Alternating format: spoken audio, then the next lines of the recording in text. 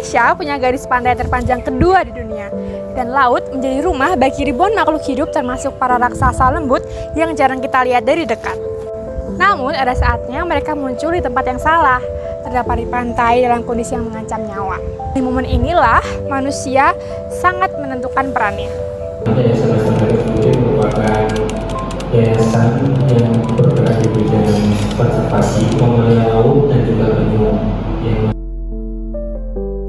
Megafauna laut adalah hewan laut yang berukuran besar, seperti dugong, lumba-lumba, maupun penyu yang berukuran besar.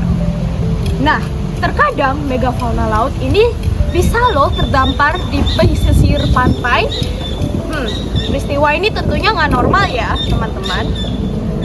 Ada banyak alasan loh ternyata kenapa kok mereka bisa terdampar di pinggir pantai. Contohnya dari penyakit, stres, polusi suara, hingga perubahan dari lingkungan dapat membuat mereka terdampar. Nah, dengan bermacam-macam alasan, tentunya penolongan pertama pada megafauna terdampar perlu berkoordinasi dengan baik. Lalu, bagaimana prosedur penanganan untuk megafauna laut yang terdampar? Tahap pertama yang dilakukan adalah memastikan keselamatan petugas dan lingkungan sekitar. Mamalia laut berukuran besar ini biasanya berpotensi melakukan gerakan mendadak yang berpotensi membahayakan. Oleh karena itu, diperlukan penggunaan alat pelindung diri, pembatasan area penanganan, serta pengendalian kerumunan untuk mencegah risiko cedera dan penyebaran penyakit. Nah, setelah area dinyatakan aman, dilakukan penilaian hewan.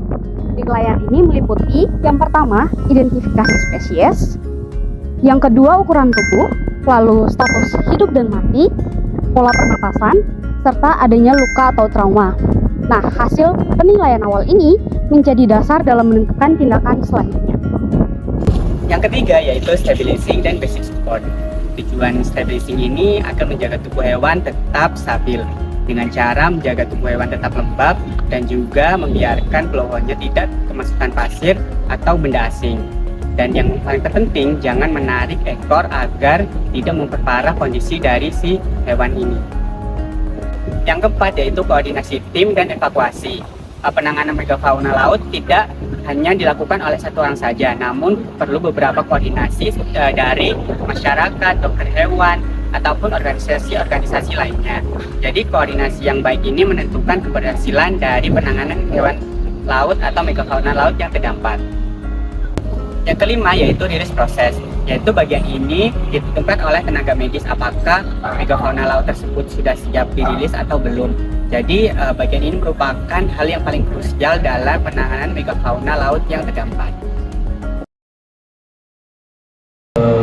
Untuk penanganan masih hidup seperti tadi, kalau ini adalah fauna laut, kita sebut lumba-lumba dan masih muat untuk transportasinya. Jadi kita naikkan ke tandu dan ditutupi dengan handuk yang basah, itu agar dia tetap lembab dan jangan sampai menutup lubangnya. Selama transportasi itu satwa harus dijauhkan untuk tetap lembab, dan ketika sampai di tempat rehabilitasi mungkin dilepaskan di hadapan medis yang khusus untuk dalamnya terlalu dalam ketika sampai di lebih seperti itu.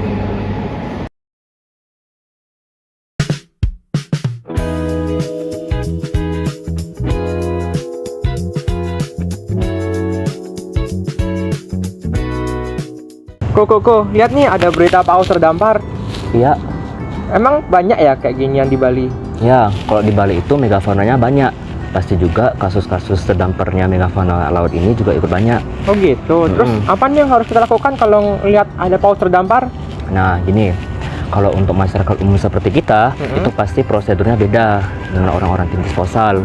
Oh. Nah, untuk orang-orang masyarakat umum, satu, dianjurkan untuk menjaga jarak. Dua, kalau kamu ingin ikut membantu, usahakan pakaian kamu itu memadai. Satu, kamu memakai sarung tangan.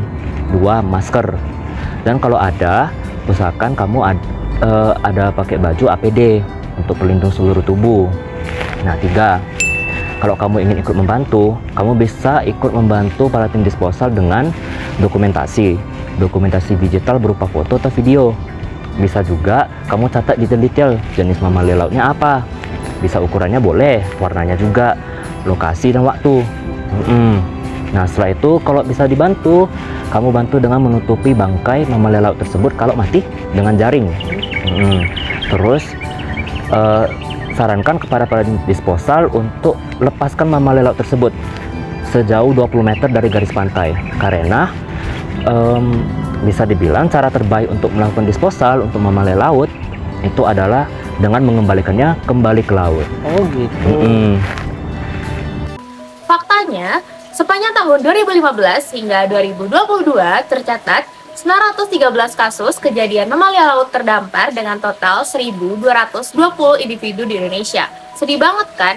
Nah, karena itulah penyelamatan mamalia laut terdampar bukan cuma tugas pemerintah, tetapi butuh dukungan, komitmen, dan partisipasi aktif kita semua, terutama masyarakat pesisir yang sering menjadi first responder pada kejadian terdampar.